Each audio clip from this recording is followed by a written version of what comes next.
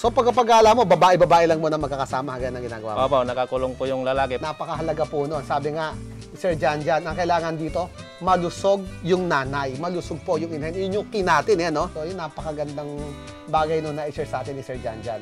Jan, ito ha, napakarami na itong ating kambing na to. Nagulat ako.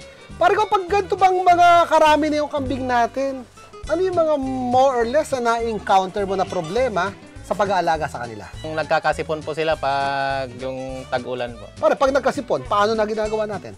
Pwede po natin painumin ng oregano, kaya po yung lagundi. Pwede rin bumili ng mga antibiotics, tapos i-inject natin. Ihalo po natin sila sa inumin nila. Isa pang alam kong problema dito sa ating mga small ruminants, itong mga parasites natin. So, paano ba yung programa mo rito?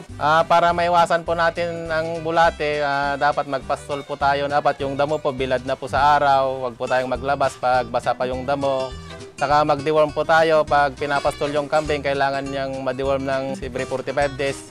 Kailangan tirik na yung araw bago natin pawalan yung kambing. Bakit? Ano yung rational natin nun? Usually po ang kambing, mahilig yan kumain ng maiksing damo.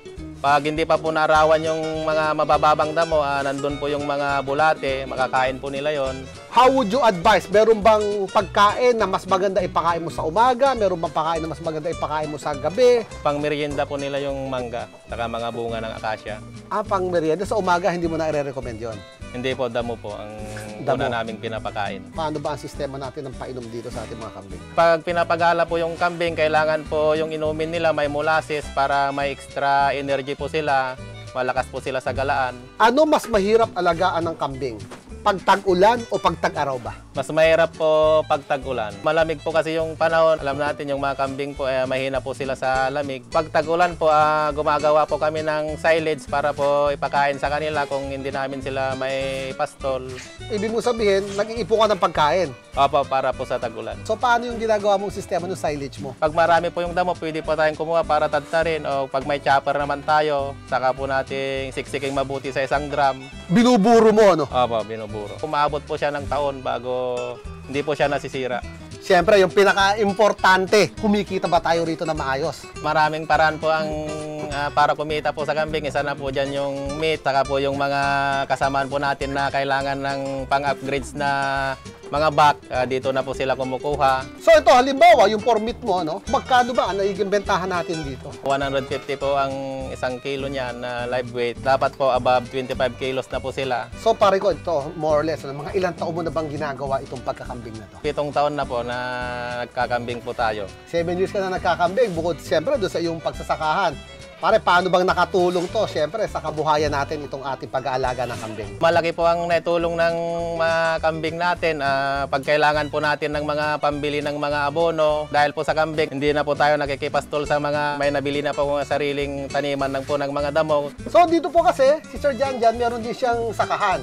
So, siyempre, minsan, kailangan mo agad ng pambili. Pare, bilang pagtatapos, ano ba yung maipapayo mo na maibabahagi sa ating mga ka-agri na gusto rin pasukin itong venture na pag-aalaga ng kambing? Sa mga gusto magkambing, tignan po natin yung location natin, kung may mga makukuhanan pa tayo ng mga damo po na libre.